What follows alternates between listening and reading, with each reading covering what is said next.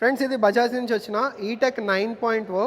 So ఇది వచ్చేటప్పటికి 3-వీలర్ passenger electric auto. ఇది 8.9 kWh బ్యాటరీతో అయితే వస్తుంది.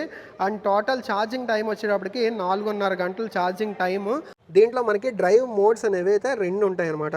హ్యాండ్ బ్రేక్ కనుక డిసెంగేజ్ చేసామనుకోండి, డిసెంగేజ్ చేసిన తర్వాత మనం మోడ్స్ అయితే సెట్ చేసుకోవడానికి ఉంటుంది. సో డ్రైవ్ మోడ్లోకి అయితే ఇప్పుడు చేంజ్ అయింది కదా, డ్రైవ్ మోడ్లోకి చేంజ్ అయిన తర్వాత మనం బ్రేక్ మీద కాల్ తీసి ఒకవేళ వెహికల్ అనేది మూవ్మెంట్ లేదు అనుకోండి, ఒక పర్టికులర్ టైం తర్వాత చూడండి, సో ఈ టైప్లో మనకి బీప్ సౌండ్ అయితే మనకు వస్తూ ఉంటుంది అనమాట. బీప్ సౌండ్ వస్తే మనని వార్న్ చేయడం, అంటే బ్రేక్ అనేది ఎంగేజ్ చేయలేదు, ఐదర్ ఆ బ్రేక్ అని లేదంటే ఈ బ్రేక్ అని ఎంగేజ్ చేయలేదు, బట్ డ్రైవ్ మోడ్లో ఉంది జాగ్రత్త అని చెప్పి మనం వార్న్ చేయడం. మళ్ళీ మనం బ్రేక్ మీద కాల్ వేసామనుకోండి, ఆ బీప్ సౌండ్ అనేది అయితే ఆగిపోతుంది.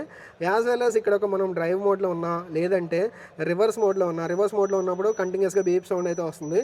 అండ్ ఇలాగ ఈ మోడ్లో ఉన్నప్పుడు మనం ఈ హ్యాండ్ బ్రేక్ అనేది ఎంగేజ్ చేసాం అనుకుందాం. సో ఇలా ఎంగేజ్ చేసిన తర్వాత చూస్తున్నారు కదా, ఆటోమేటిక్గా న్యూట్రల్ లాగా అయితే వచ్చేస్తుంది.